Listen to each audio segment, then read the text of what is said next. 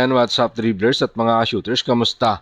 Kamusta po kayo? Kinumpirma na nga po ni Coach Tim Cone na out na si Gilas Pilipinas si QMB dahil mas pinili nito na hindi sumama sa kampanya ng Gilas Pilipinas at si Justin Baltasar naman ang pinalit kay QMB at eto naman ang sinabi niyan ni Justin Baltasar patungkol kay Coach Tim Cone. Tara, pag-usapan talakayin po natin yan sa video ito matapos po ako maglambing sa inyo ng isang like, share, comment down below, and don't forget to subscribe and hit that notification bell button para lagi po tayong updated sa ating pong mga video at lahat po ng ating shoutout. E nasa dulong bahagi lang po ng video ito. It's official na nga. Sinabi nga po mismo ni Gilas Pilipinas head coach, Coach Tim Cone, na walang QMB sa second window ng FIBA Basketball World Cup Asian Qualifiers 2027. Sinabi nga po ni Coach Tim Cone na mas pinili ni Meliora Brown na hindi sumali sa kampanya ng Gilas Pilipinas laban sa New Zealand sa February 26 at March 1 laban sa Australia. Matapos nga siyang mag-debut sa Game 1 at sinabi din ni Coach Tim Cone na ang 7'3" center na si Kai Sotto na bago pa nga daw po siya gumaling ay nagpasabi na ito na baka hindi siya makakasama sa second window ng FIBA Basketball World Cup Asian Qualifiers. Natatakot si Kai Sotto na baka bumalik ang kanyang injury. Narito po ang mga sinabi ni Coach Tim Cone sa ulat ni Ruben Terrado ng Spin.ph. Sa ngayon, mas pinili ni Q na hindi sumali sa amin. And si Kai, sa hula ko, nag-aalangan na baka bumalik ang injury. Hindi naman namin siya masisisi. Inaasahan namin na malinaw na sana magagamit namin ang mga taong iyon. Yan nga po ang mga sinabi ni Coach Tim Cone. Yan ang malungkot na katotohanan na may mga players naman tayo pero ayaw maglaro. Pero may mga kanya-kanya naman yan silang dahilan. Kaya lang kung saan lumaki na sana ang ating lineup at kaya nang sumabay sa mga matatangkad na Australia at eto nga pong New Zealand, pero sadness reality na hindi natin sila makikita ngayong nga pong second window ng FIBA Asia Cup Qualifiers. Sinabi nga po ni Coach Tim Cone na hindi naman daw nila pwedeng pilitin maglaro kung ayaw nila. Narito pong muli si Coach Tim Cone sa ulat pa din po yan ni Ruben Terrado ng Spin.ph. Wala tayong pakikinabangan sa kanila, hindi natin sila mapipilit na pumunta at maglaro.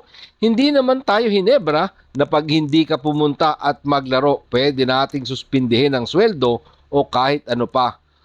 Pero wala kaming pakikinabangan at iyon ang isa sa mga isyu ng pambansang kupunan, hindi lamang sa ating pambansang kupunan, sa pambansang kupunan ng buong mundo. Yan nga po ang sinabi ni Coach Tim Cone na halatang pagkadismaya. Kasi nga, mga shooters, kung siya masusunod, siyempre gusto niya nandyan.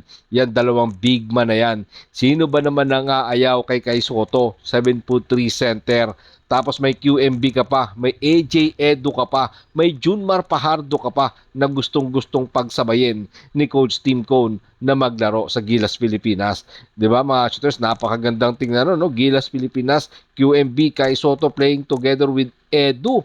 Di ba mabigat sana ang ating Gilas Pilipinas big man, pero hindi po natin yan makikita ngayon nga pong second window ng Gilas Pilipinas. Dahil naman dyan, pinalitan naman ng ang pagkawala ni Kai Sotto at ni QMB at excited naman dyan itong si Justin Baltasar na muling maging bahagi ng Gilas Pilipinas matapos nga po siyang tawagan para maging bahagi ng Gilas pool. Ang 6'9" na si Baltasar ay naging bahagi na din ng Gilas Pilipinas 5 taon na ang nakakalipas. Matatandaan natin na naging mainit ang usapan dati nang sinabi ni Coach Tim Cone na walang interest si Justin Baltasar maglaro para sa ating pambansang kupunan na Gilas Pilipinas.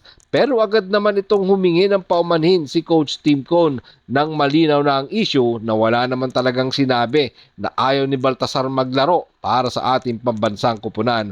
Ang totoo ay hindi lang talaga natanggap ang invitation or hindi nakatanggap ng invitation sa Gilas Pilipinas si Justin Baltasar at noon ay naglalaro para sa Pampanga under Coach Delta Pineda na kanya ding handler. So misunderstanding nga daw po yan ayon kay Justin Baltasar.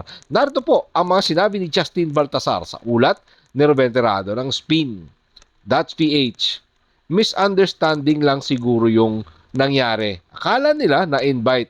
Hindi naman ako na-invite. Wala na yon. Itong kay Coach Tim Cone, excited talaga ako na makasama sa Gilas. Sobrang saya na tinawagan nila ako, lalo na sa Gilas. Hindi na ako nagdalawang isip. Gusto kong ma-experience din kay Coach Tim.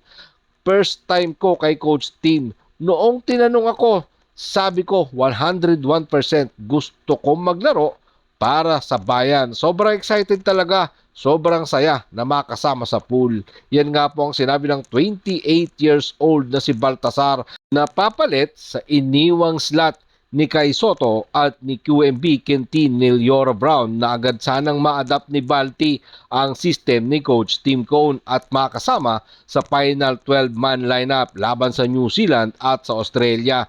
Nas alam naman natin na talagang pagdating sa size, lamang na lamang nga po etong dalawang kupunan na to, etong dalawang powerhouse team ng Australia at ng New Zealand. Yan ang ating abangan at sana mga shooters magbago ang isip ni Kai Soto. Kahit si Kai Soto man lang mapasama dito, talaga namang magiging masaya at kapanapanabik etong magiging laban ng Gilas Pilipinas kontra sa New Zealand at sa Australia. Maraming salamat po sa inyong panonood. Naman po ang inyong maging opinion.